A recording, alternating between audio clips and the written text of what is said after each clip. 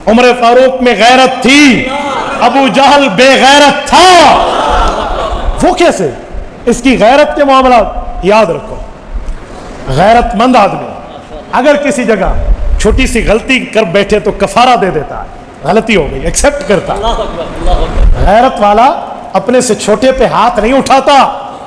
उमर फारूक ने बहनोई को मारा, सईद बिन जैद रजी अल्लाह अन्हु को। क्या पढ़ रहे थे, बहन बचाने आई तो एक तमाचा उन्हें में दे मारा, उसके मुंह से खून निकला। तो हजरत उमर की बहन ने कहा, उमर अगर खत्ताब की नस्ल तू है तो मैं भी खत्ताब की बेटी, कर ले जो करना है। ईमान लाई हूं, डट गई हूं, नहीं छोड़ती ईमान। उस वक्त हजरत उमर की बहन की आंखों में सिर्फ आंसू नहीं थे, शोला इस्लाम बोल रहा था और चेहरा खून आलूद था, थप्पड़ उमर का लगा था। ये बात थी जो उमर फारूक के दिल को पानी पानी कर। एक बहन है, सिनफे नाजुक, बहन पे हाथ भी उठा बैठा, चेहरा भी खून आलूद है, गलती होगी, सुन तो सही कहना क्या चाहती है, और सुना और ईमान ला।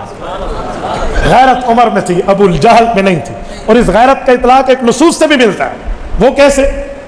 आपने वाकया में हराज में ये हदीस सुनी होगी। हजरत रसूलुल्लाह सल्लल्लाहु अलैहि वसल्लम फरमाया, उमर मैंने जन्नत का जब विजिट किया तो जन्नत का दौरा करते हुए एक महल पर मेरी नजर पड़ी जो दिलकश था, हसीन माजबीन दिल नशीन था। मैंने उस महल के हुस्न को देखा, मेरे दिल में आया इसके अंदर जाऊं, देखो महल कैसा। मैंने फरिश्ते से पूछा, महल किसका? फरिश्ते ने कहा, आपके सहाबी उमर इब्ने खत्ताब का। गोया उमर की फैमिली अंदर है, वो हूरे जिनसे इसका निकाह होगा। हुजूर पाक ने फरमाया, उमर मैं रुक गया, मैं अंदर नहीं गया।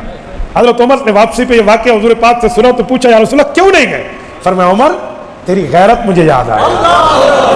हजरत उमर रो पड़े, रसूलल्लाह आप पे भी गैरत होगी। लेकिन इस हदीस से एक नुक्ता तो निकला ना कि उमर गैरतमंद है। और अबू जहल में ये चीज उनका थी, अबू जहल में मौजूद नहीं थी। जैसे गधे के सर पे सींग नहीं है, ऐसे अबू जहल के सीने में गैरत नहीं थी, वो इससे साफ था।